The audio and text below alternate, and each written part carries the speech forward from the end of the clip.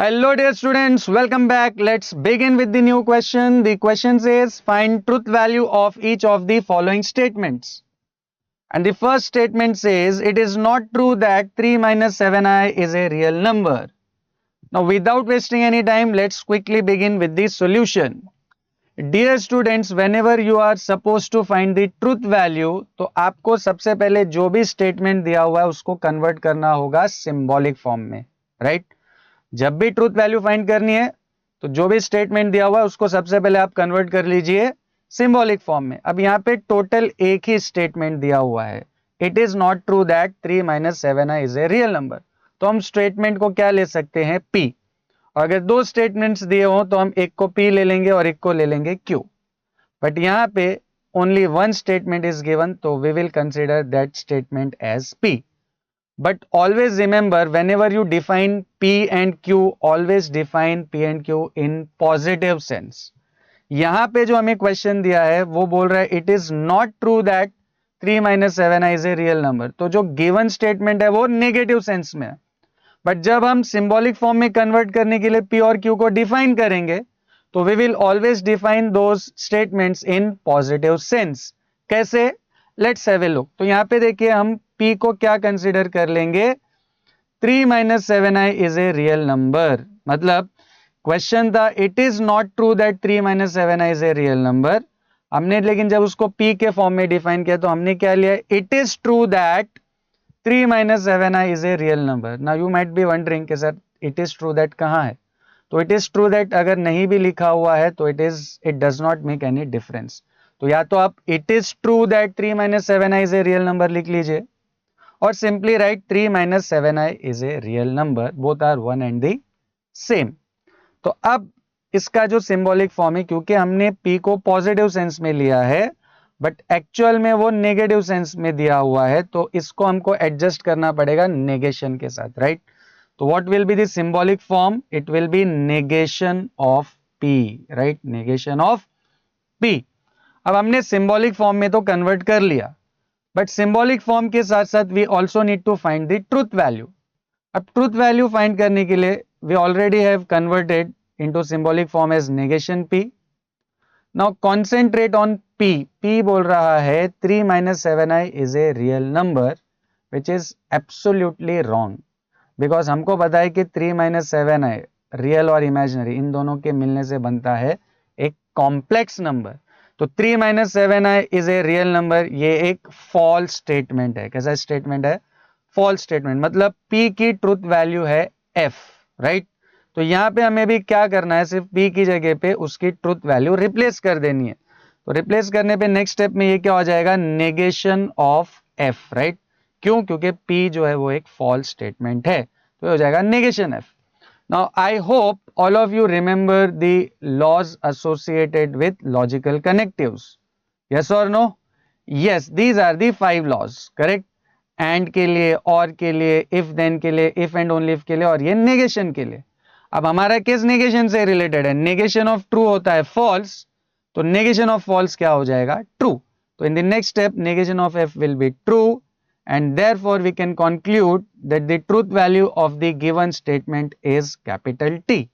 तो ये जो पूरा स्टेटमेंट है ये है ट्रू और उसकी ट्रूथ वैल्यू आ जाएगी capital T। Now moving on to the next sub question.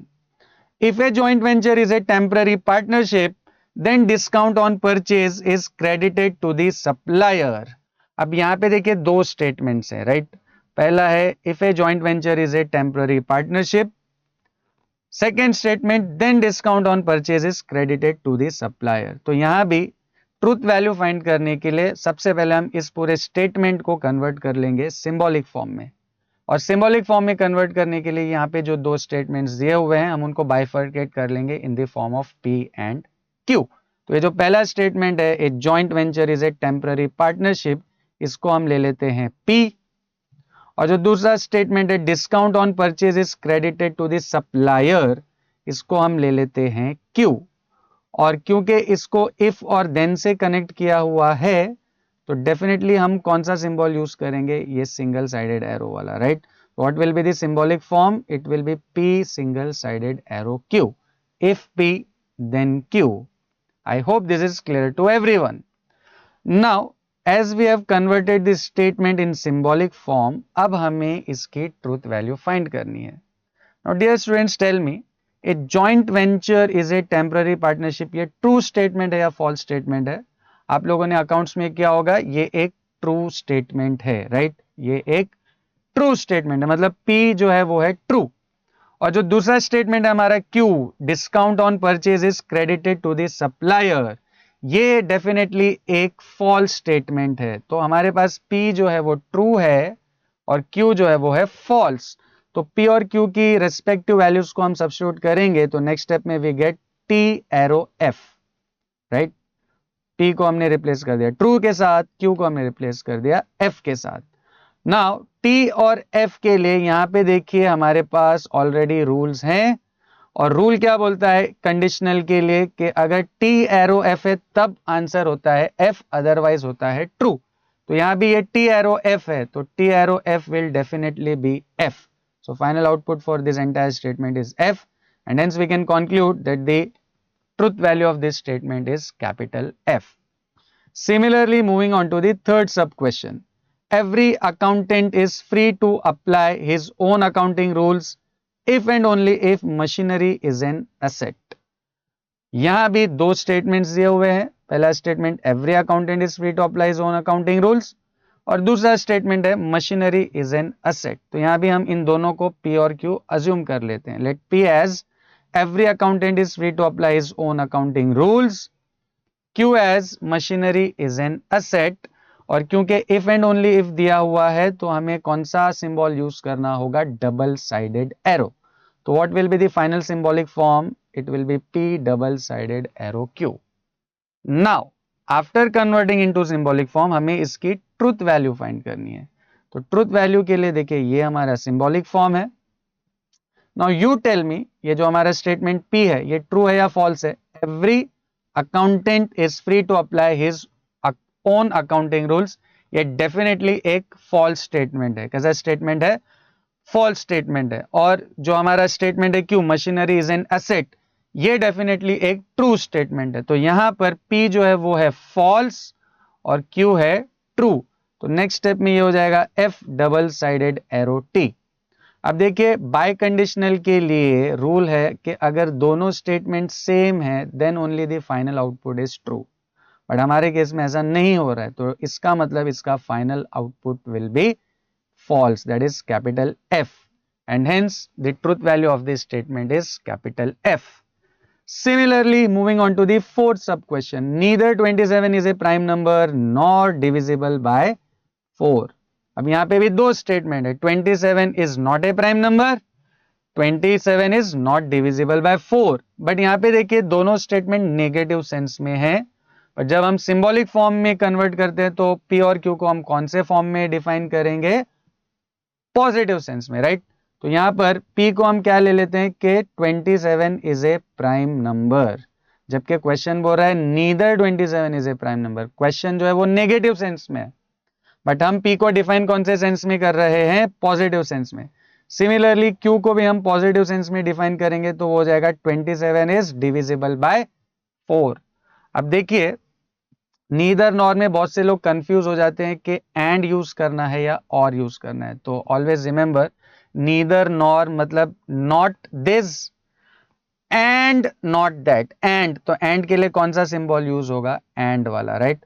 But दोनों के साथ नेगेशन यूज होगा क्योंकि P भी हमारा नेगेटिव सेंस में है और Q भी जो ओरिजिनली वो नेगेटिव सेंस में. तो इसका सिंबॉलिक फॉर्म क्या हो जाएगा, negation P and negation Q. Always remember neither nor में आपको एंड वाला कंजंक्शन वाला सिंबल यूज करना है, not P and not Q, not P and not Q. अब देखिए 27 इज ए प्राइम नंबर, ये एक फॉल्स स्टेटमेंट है, राइट. क्योंकि 27 जो है वो प्राइम नंबर नहीं है.